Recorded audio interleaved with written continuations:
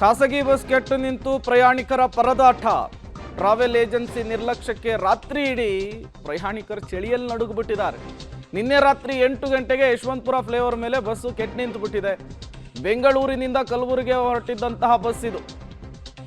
ಪರ್ಯಾಯ ವ್ಯವಸ್ಥೆಯನ್ನು ಕಲ್ಪಿಸದ ಖಾಸಗಿ ಬಸ್ನ ಮಾಲೀಕರ ವಿರುದ್ಧ ಆಕ್ರೋಶವನ್ನು ಹೊರಹಾಕ್ತಿದ್ದಾರೆ. ಒಂದು ಕಡೆ ಚಳಿ, ಮತ್ತೊಂದು ಕಡೆ ಪಾಪ ಅಲ್ಲಿ ಒಳಗಿದ್ದವ್ರು ಏನೇನು ಕೆಲಸ ಇಟ್ಕೊಂಡಿದ್ರು.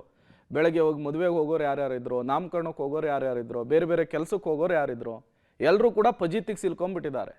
KA51D5592 ನಂಬರ್ನ ಗಾಡಿ ಇದು. ಈ ಬಸ್ನಲ್ಲಿ ಕಲಬುರಗಿ ಹೊರಟಿರುವಂತಹ ಬಸ್ ಇದು, ಖಾಸಗಿ ಬಸ್ಸು. ಯಶವಂತಪುರ ಫ್ಲೈಓವರ್ ಮೇಲೆ ರಾತ್ರಿ ಇದ್ದಕ್ಕಿದ್ದಂಗೆ ಕೆಟ್ಟು ನಿಂತುಬಿಡುತ್ತೆ. ಪರ್ಯಾಯ ವ್ಯವಸ್ಥೆ ಮಾಡಬೇಕಲ್ವಾ? ಆಲ್ಟರ್ನೇಟಿವ್ ಮತ್ತೊಂದು ಬಸ್ಸನ್ನು ಕರೆಸಿ ಅದಕ್ಕೆ ಪ್ರಯಾಣಿಕರನ್ನು ಇರಿಸಿ ಅದನ್ನು ಕಳಿಸುವಂಥ ಕೆಲಸ ಆಗಬೇಕಿತ್ತು. ಬಸ್ ಸರಿಯಾಗೋವರೆಗೂ ಅವರನ್ನು ಅಲ್ಲೇ ನಿಲ್ಲಿಸ್ಕೊಂಡ್ಬಿಟ್ರೆ. 7 ಗಂಟೆ ಬಿಟ್ಟಿದೆ. 8 ಗಂಟೆಗೆ ಸ್ವಲ್ಪ ನಿಂತ್ಕೊಂಡು 8 ಗಂಟೆಗೆ ಪೊಣೆ 8 ಗಂಟೆಗೆ ಇಲ್ಲಿ ಸ್ಟಾಪ್ ಆಗಿದೆ. ಆಯಿತು, ಅಲ್ಲಿಂದ ಅದು ಸ್ಟಾರ್ಟ್ ಆಗೇ ಇಲ್ಲ. ಆಮೇಲೆ ಎಲ್ಲ ರಿಪೇರಿ ಕೆಲಸ ಎಲ್ಲ ಮಾಡ್ತಾ ಇದ್ದಾರೆ, ಖರೆ ರಿಪೇರಿ ಆಗಿಲ್ಲ.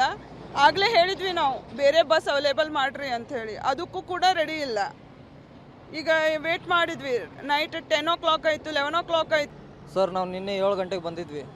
7 ಗಂಟೆಗೆ ಬುಕ್ಕಿಂಗ್ ಆಗಿರೋದು, 7:15 ಟೈಮಿಂಗ್ ತೋರಿಸಿತ್ತು. ನನ್ನ ಪಿಕಪ್ ಪಾಯಿಂಟ್ ಯಶವಂತಪುರ. ನನಗೆ ಅಲ್ಲಿ ಟೈಮ್ ಕೊಟ್ಟಿದ್ರು, ಆನ್ಲೈನ್ ಬುಕ್ಕಿಂಗ್ ಮಾಡಿದ್ದೆ ರೆಡ್ ಬಸ್ ಆ್ಯಪಲ್ಲಿ. ಅಲ್ಲಿಂದ ಪಿಕಪ್ ನನಗೆ 7:33 ಇತ್ತು, 7:33 PM. ವೇಟ್ ಮಾಡಿದೆ. ನೆರೆಯ ದೇಶ ಬಾಂಗ್ಲಾದೇಶದಲ್ಲಿ ಈ ಕೋಮುದಳ್ಳೂರಿ ಹೊತ್ತಿ ಉರಿತಾ ಇದೆ. ಅಲ್ಲಿನ ಅಲ್ಪಸಂಖ್ಯಾತರ ಹಿಂದೂಗಳನ್ನು ಯಾವ ರೀತಿ ನೋಡ್ತಾ ಇದ್ದಾರೆ, ಯಾವ ರೀತಿ ಹಿಂಸಿಸ್ತಿದ್ದಾರೆ ಅನ್ನೋದು ಗೊತ್ತಿದೆ. ವಿಚಿತ್ರ ಮತ್ತು ವಿಪರ್ಯಾಸ ಏನು ಗೊತ್ತಾ?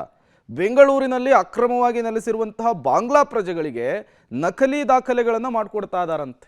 ಈ ನಕಲಿ ದಾಖಲೆಗಳನ್ನು ಮಾಡಿಕೊಳ್ತಾ ಇದ್ದಂತಹ ಭಾರತೀಯ ಪ್ರಜೆಯನ್ನು ಈಗ ಬಂಧಿಸಲಾಗಿದೆ. 8ರಿಂದ 10 ಸಾವಿರ ಹಣ ಪಡೆದು ಬಾಂಗ್ಲಾ ಪ್ರಜೆಗಳಿಗೆ ಆಧಾರು, ಪ್ಯಾನು, ID ಕಾರ್ಡು, ಯಾವ್ಯಾವ ಕಾರ್ಡ್ ಸಿಗುತ್ತೆ ಎಲ್ಲ ಕಾರ್ಡ್ಗಳನ್ನು ಕೂಡ ನಕಲಿ ಮಾಡಿಕೊಟ್ಬಿಟ್ಟಿದ್ದಾನೆ. ಆತನ ಹೆಸರು ಅರ್ನಾಬ್ ಅಂಥೇಳಿ, ಅರ್ನಾಬ್ ಮಂಡಲ್. ಆತನನ್ನು ಈಗ ಅರೆಸ್ಟ್ ಮಾಡಲಾಗಿದೆ. ಬೆಂಗಳೂರು ಹೊರವಲಯದಲ್ಲಿ ನಡೀತಾ ಇದ್ದಂತಹ ನಕಲಿ ID ಕಾರ್ಡ್ಗಳ ತಯಾರಿ ದಂಧೆಯ ಮೇಲೆ ಪೊಲೀಸರು ದಾಳಿ ಮಾಡಿದರು. ಆರೋಪಿ ಅರ್ನಾಬ್ ನಡೆಸ್ತಾ ಇದ್ದಂತಹ ಸೈಬರ್ ಸೆಂಟರ್ ಮೇಲೆ ಸೂರ್ಯನಗರ ಪೊಲೀಸರು ರೇಡ್ ಮಾಡಿ ಕೆಡ್ಡಾಕಿಗೊಳಿಸಿದ್ದಾರೆ. ಸರಿಯಾಗಿ ಶಿಕ್ಷೆ ಕೊಡಬೇಕು. ಬಾಂಗ್ಲಾದಲ್ಲಿ ಹಿಂದೂಗಳು ಅನುಭವಿಸ್ತಾ ಇರುವಂತಹ ಪರಿಸ್ಥಿತಿ ಎಲ್ರಿಗೂ ಕೂಡ ಗೊತ್ತಿದೆ. ಇಲ್ಲಿ ಅಲ್ಲಿಂದ ಬರೋರಿಗೆ ID ಕಾರ್ಡ್ಗಳನ್ನು ಕೊಡ್ತಾ ಇದ್ದಂತೆ ಇತ್ತು.